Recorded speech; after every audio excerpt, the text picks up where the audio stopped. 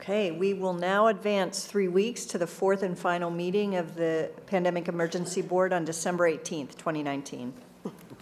Okay, thank you for reconvening, and let's get an update from Dr. Rivers.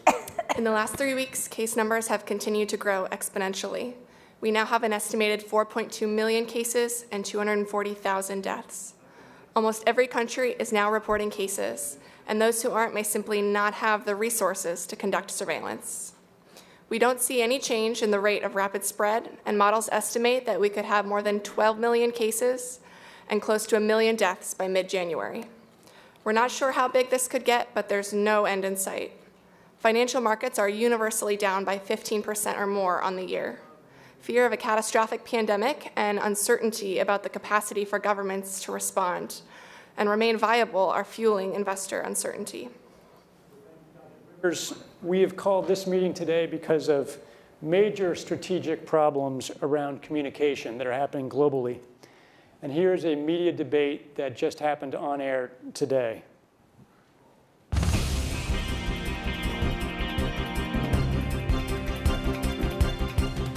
Alarming news emerging from social media companies today about the CAPS pandemic.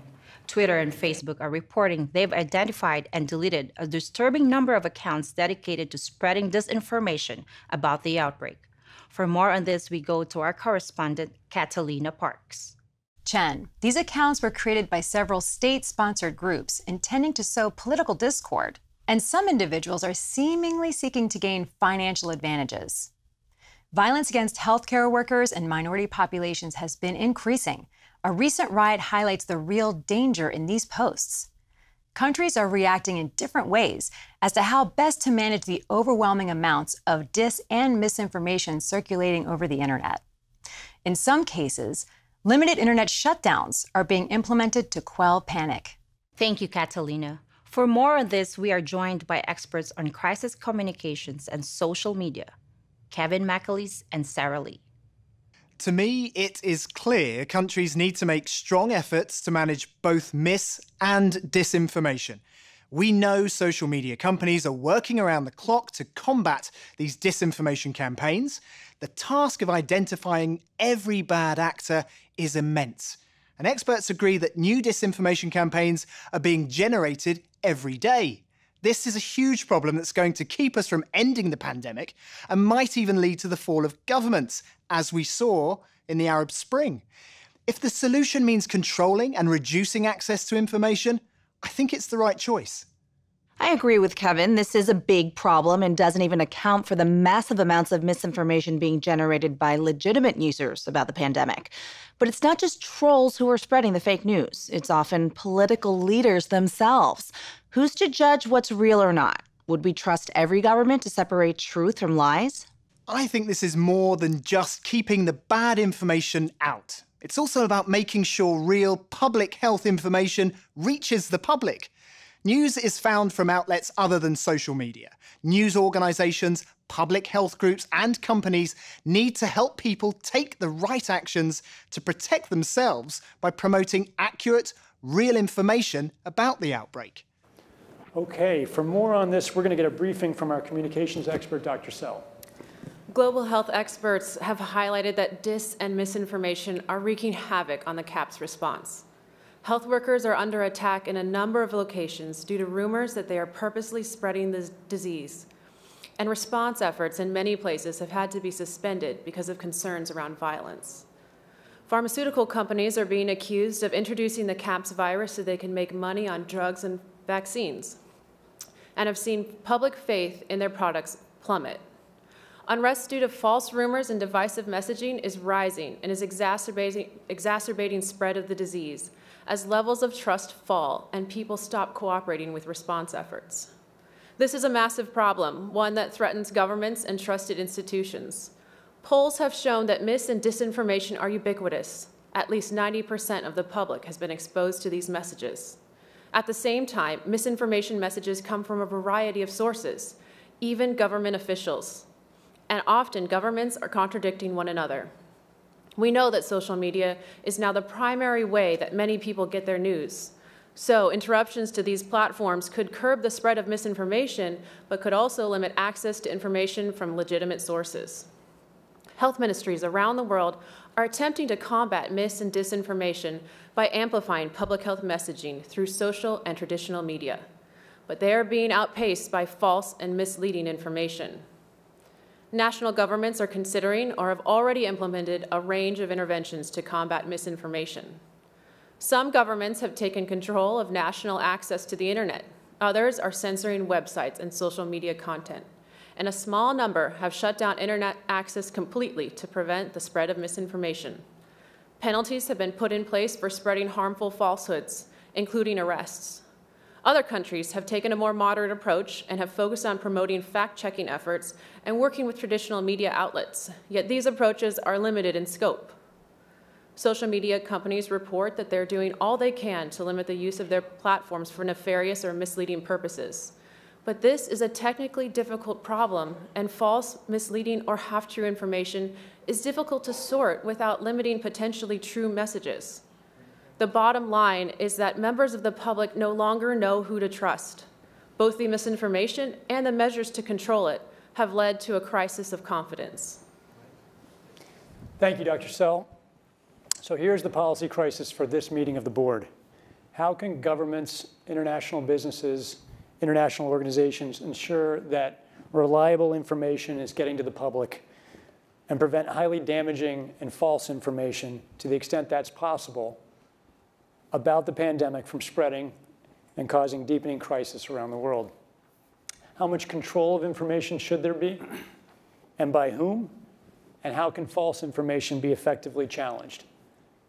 And what if that false information is coming from companies or from governments? So your views would welcome. So I would start by pursuing where trust exists in the ecosystem. Jane, in a prior meeting, mentioned that there's considerable trust by employees of their employer, and that's been borne out by our own trust barometer in the last several years, where it's extraordinary the amount of trust given to the employer. And coupled with that, in times of crisis, as we're living, the role of the CEO and the trust given to the CEO for advocacy and for advancement of accurate information is considerable.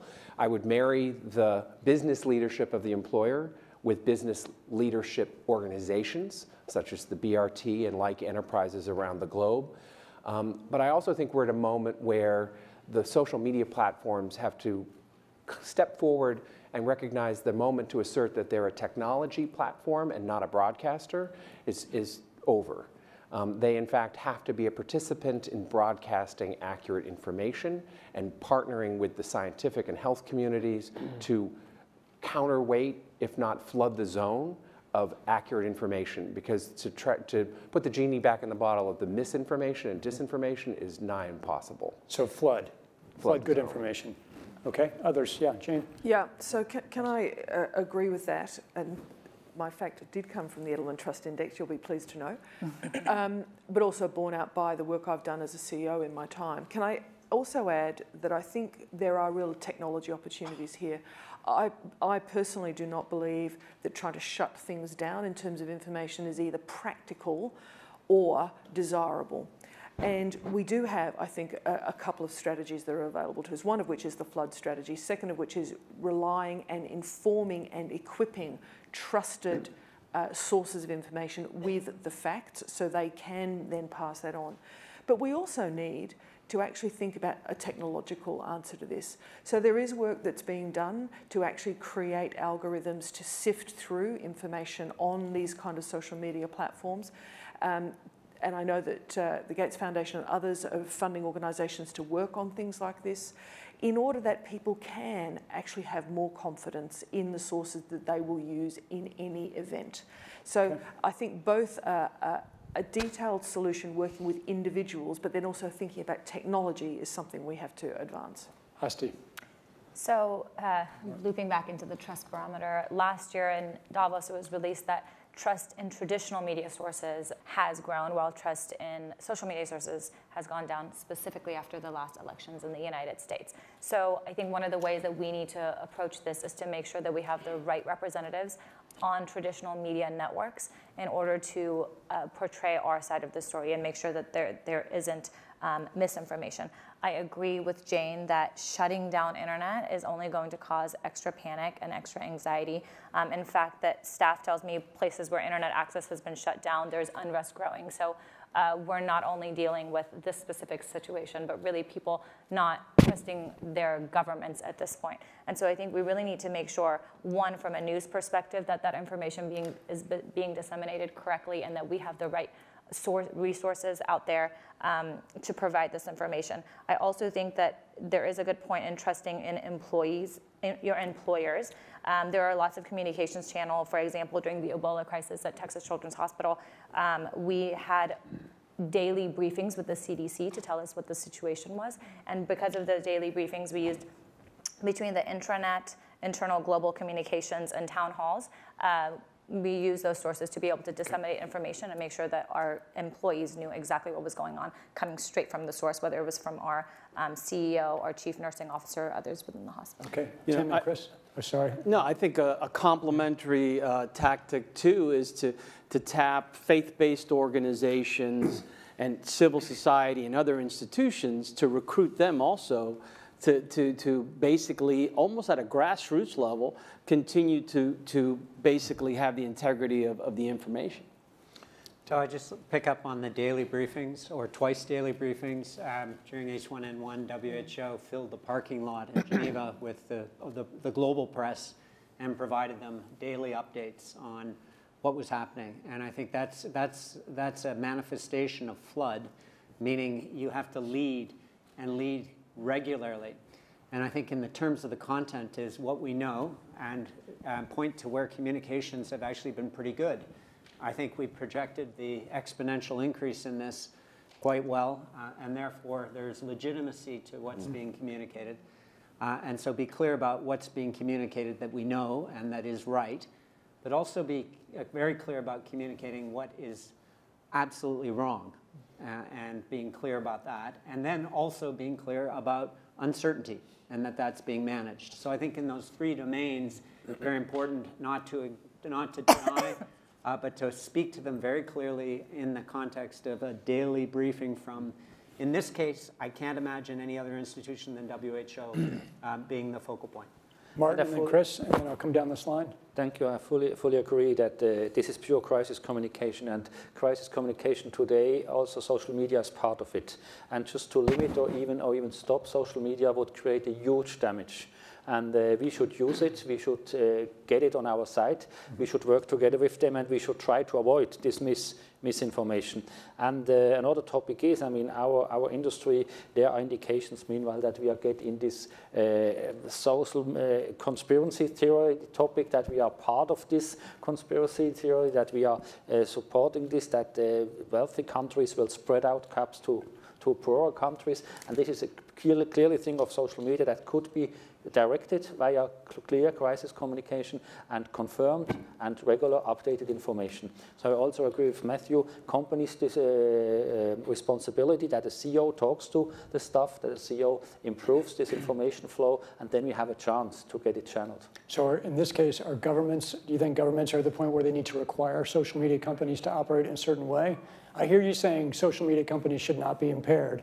Yep. But do they need to operate under different conditions? I think Matt alluded to that as well. Yes, I would say there are specific conditions now, and we have to find a way to cooperate and to have to find solutions for this, but not to hamper them.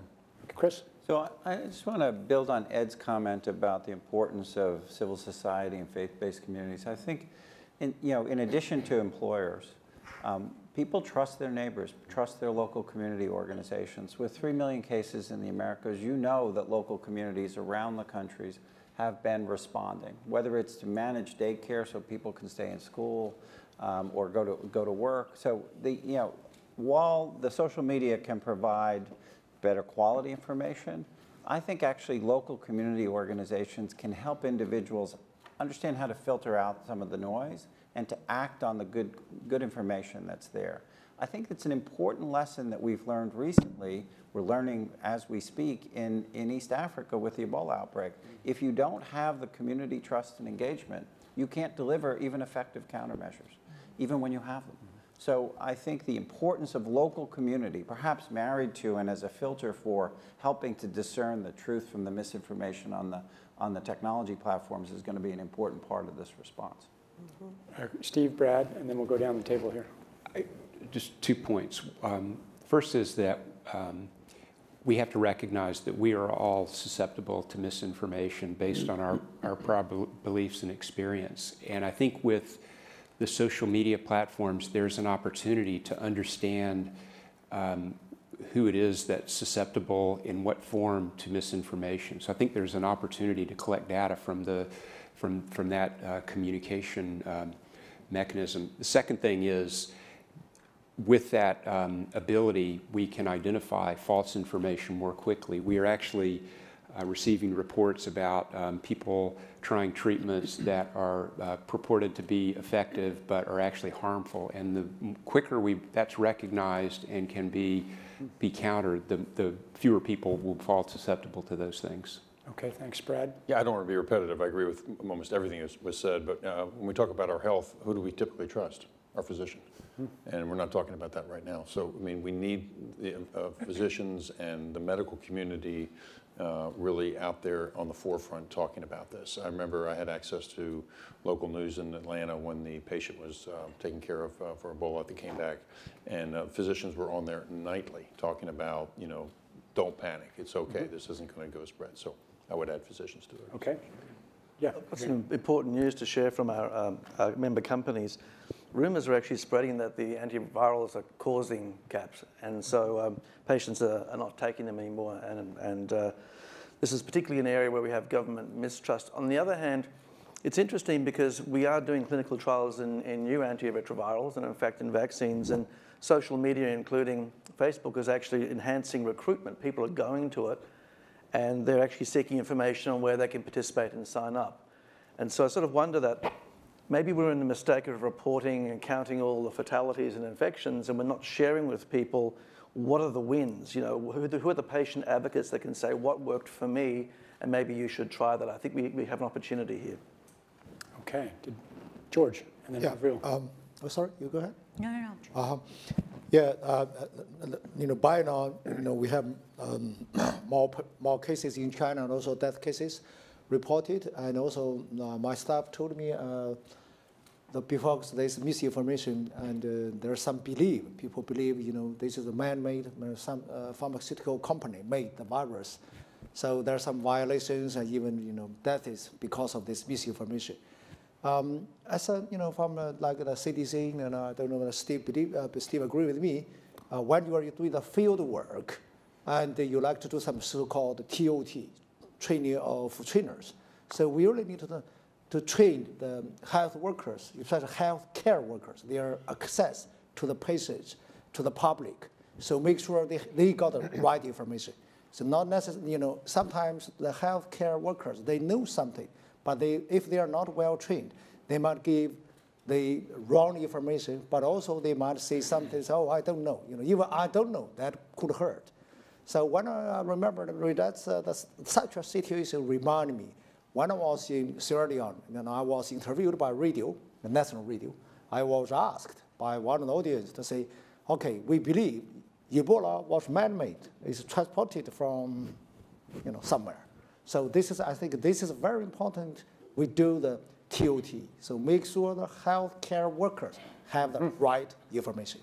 Okay, thank you. Avril? I very much agree with that. So, I mean, I think I agree with a lot of what's been said. I'd just add to it maybe by saying that I think one of the things we want to do is work with telecommunication companies to actually ensure that everybody has access to the kind of communications that we're interested in providing, because that's going to be critical for dealing with, you know, obviously the explosion of the disease. And then another issue, I suppose, is just through that, if you have a trusted source, I believe in the idea that we shouldn't be trying to control communication, but rather flood the zone in a sense with a trusted source that then is influential community leaders as well as health workers, as Brad noted, and others on these issues in order to try to amplify the message that's coming through. And I think Tim's absolutely right. I certainly seen the value of communicating constantly on these issues so as to continue to deal with, sort of the vacuum that can be created in this circumstance. But then also with the comments made about the fact that for all of the disinformation that will be put out, it's going to be important to actually have a response to those questions and to those concerns, as Stephen said. And I understand from staff that actually there are also intelligence sources identifying multiple foreign disinformation campaigns and so on. But it's all a part of a larger piece, which is to say that every time there is something that comes out that is in fact false information that is starting to actually hamper our ability to address the pandemic, then we need to be able to respond quickly to it. So I have a number of comments here.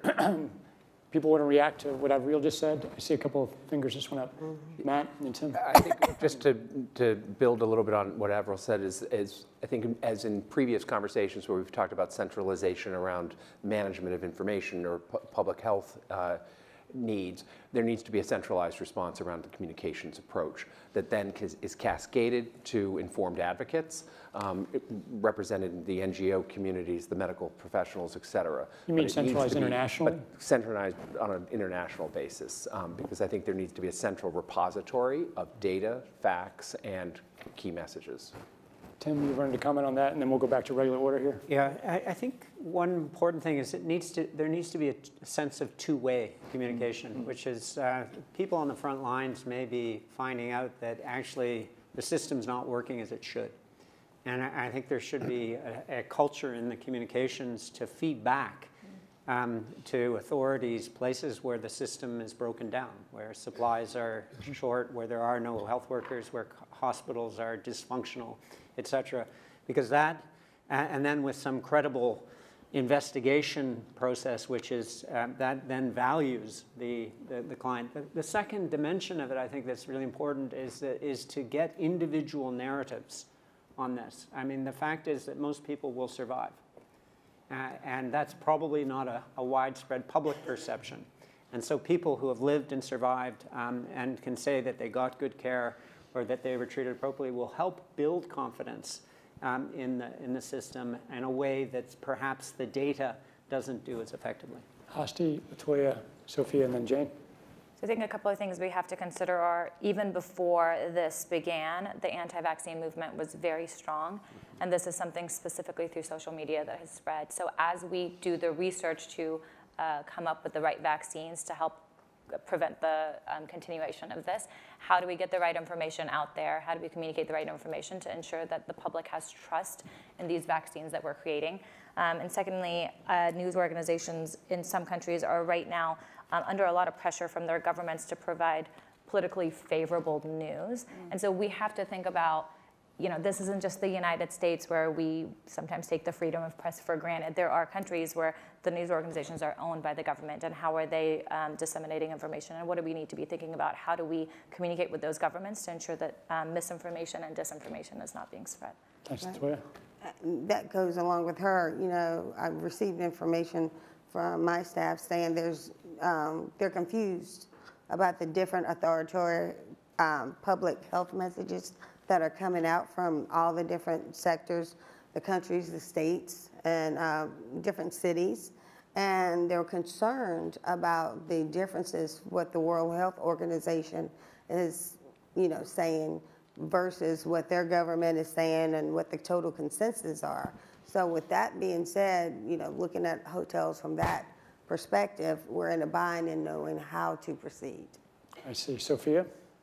Thank you. I wanted to, the discussion is focusing on mis and disinformation, but I think what's important to counter some of that is to actually put out information or good news stories of people who have actually beat the disease, or best practices in other parts of the world that is delivering on results and sharing that. But also I agree on the point on having a centralized source of information and a world body that could have garner the respect of everyone. And I think the WHO in this instance might be that source of information And again, using the UN networks on the ground in many of these countries has a UN presence through its resident coordinator systems. And I think based on the Edelman Trust Barometer, the UN still enjoys a lot of trust around the world. So it's a good bet. Thank you. Thanks, Jane. So I just want to focus, if I could, for a second, on why we communicate, what the purpose of this communication is. So there seem to be several elements to this conversation, one of which is to get the facts, however you define them, out there. But let's be completely clear. We have known for many years that tobacco kills you if you consume it. It's a fact. And it's a crapshoot whether you're going to be in the 50% proportion who's going to die very young, but we know this as a fact. There are some things we know that are widely held. Doesn't mean it always changes people's behaviour. So I think we should also focus in a conversation about communication, about what the purpose of that communication is, and think about what we know about incentivising the kind of behaviours we want to see. I agree with Tim completely. It needs to be two-way. So governments and people who are organising service delivery, businesses who are trying to operate in this environment, they can do that optimally. But we should also think in a communication sense, it's not just about handing people a piece of knowledge. It's also about how we incentivise them to manage their behaviours, which in any communicable disease outbreak, behaviour of one sort will minimise your chance of getting a disease versus behaviour of another sort, which may maximise that chance. Thanks. Chris? Yeah, I just want to come back to the community. Judging from the statistics, we currently have 4 million survivors. We may in a month have 11 million survivors. Assuming this is like other respiratory pathogens, they're now immune. And they live in the communities, almost by definition, that are affected. So can we turn the survivors into an effective community-based source of accurate information? They're going to be the least likely to be wanting to spread false information. They're going to be motivated by having survived this outbreak and knowing loved ones who are also affected. I think they could become a very effective force for intervention at the community level. Thanks. I'm going to turn to Levon. I just want to ask one other question to think about as Levon's commenting. We've talked a lot about misinformation and flooding good information. We've just started to talk a bit about disinformation and the strategy around that. And Avril or others, after Levon comments, if you have any additional thoughts about the particular approaches to disinformation that may be distinguished from misinformation, it'd be good to hear about those. Yeah. But Levon? So I've received a note to say that some bad actors are actually using social media to spread rumors about specific companies in order to profit from short selling. So, along the lines of what we've been talking about, this is going to cause companies to come up now to get some of the screen time as well, because they need to spread the correct information. But one thing we haven't spoken about, and I'm wondering whether it's time to talk about this, is a step up from the part of the governments on enforcement actions against fake news, right? Some of us, these new regulations that come in place about how we deal with fake news. And maybe this is a time for us to showcase some cases where we are able to bring forward some bad actors and leave it before the courts to decide whether they have actually spread some fake news. So we have about 3 minutes left for this discussion. I just want to throw one more question out for your final thoughts on what if it is, as some people have raised, governments that are spreading misinformation either inadvertently or to some political advantage. How do we work around that with international organizations or business? Are there particular things that people haven't mentioned already that are worth talking about? But does anyone want to talk about either that or disinformation or other topics in the last couple of minutes? Sure. Sorry, go ahead. No, please. So can I have a very quick so I want to touch a little bit about science. I want to follow Chris' talk. Because that's a very good challenge. We have survivors. Because we have so many survivors, the epidemic already for 2 months. We have all these modern technologies and the platforms. It's time to think about it, to try to isolate the human antibodies for this, because this is the very serious pandemic, but we want also to see the future. That will help science-based information. Thanks. Thanks. Avril? Sure. If you have state-sponsored disinformation, there's obviously additional tools that you can bring to bear to try to address that situation, not the least of which is bringing together other countries to effectively, take action against them for the kind of campaigns that they're propagating. But but generally, I would say the disinformation the line between disinformation and misinformation is not always an easy one to find. Mm-hmm. And the reality is the greatest way to impact it, in my experience, is not to let it sit. So in other words, find your trusted interlocutors that are capable of saying, this is not acceptable, this is in fact the truth, here's the information. And I think the community of survivors is one example, but there's a whole series, employers, trusted faith leaders, variety of health workers, and so on can be part of that. In addition, obviously, you want to work with the private sector and those who are spreading information generally to see that they can bring things down that are in fact lies or false information that's being put forward as a way to minimize it. But having a source, a national source, an international source, other trusted sources, and really guiding everybody towards that information is one of the most effective ways to deal with a situation like that. Great. I have Martin, Tim, Adrian. If it comes back to misinformation on a level of governments, of countries, then we need, as Sophia mentioned, trustable international organizations, UN, WHO, and they have to come together, to get together, to spread this trust and to work against this. We cannot hold governments from doing misinformation on their own. So I fully trust on these organizations. Tom, just to build on that, I think you're right. It's important that the UN and WHO remain very clear. But when they challenge governments directly, they often get into this issue of sovereignty.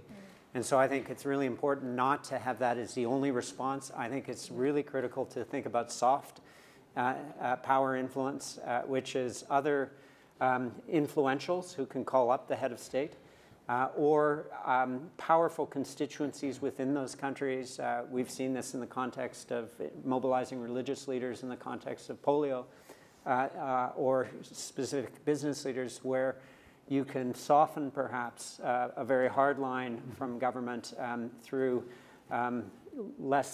more stealth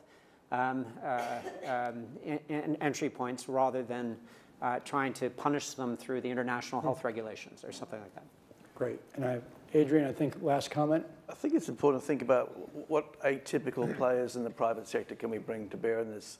So bringing multinational pharmaceutical companies to talk about who are self-interested about why their products are safe could be seen as non-credible. But if I think about, the champion for TB in South Africa was Nando's Chicken. And so I think as we think about these large atypical players who have no credible vested interest in this issue, but have a strong voice that's economically differentiated for their governments as well in their country, they're going to listen to them with some respect, I think would be very important. Okay, we're going to have to leave that conversation there. Thank you all for another very highly valuable discussion. We'll take what you've advised, bring it to the attention of leaders, and we deeply appreciate all you have done here in these meetings. This is concluded. Great. So that concludes the exercise portion of the event. How did this pandemic turn out? Please watch this epilogue video, and you can see the outcome.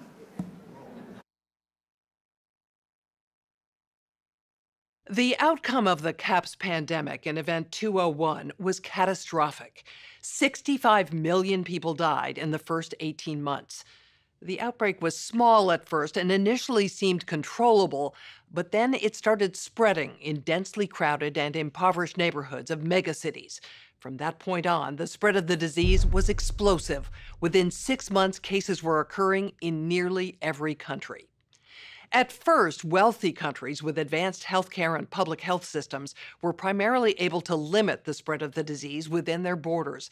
As systems became overwhelmed, however, no countries were able to control its spread.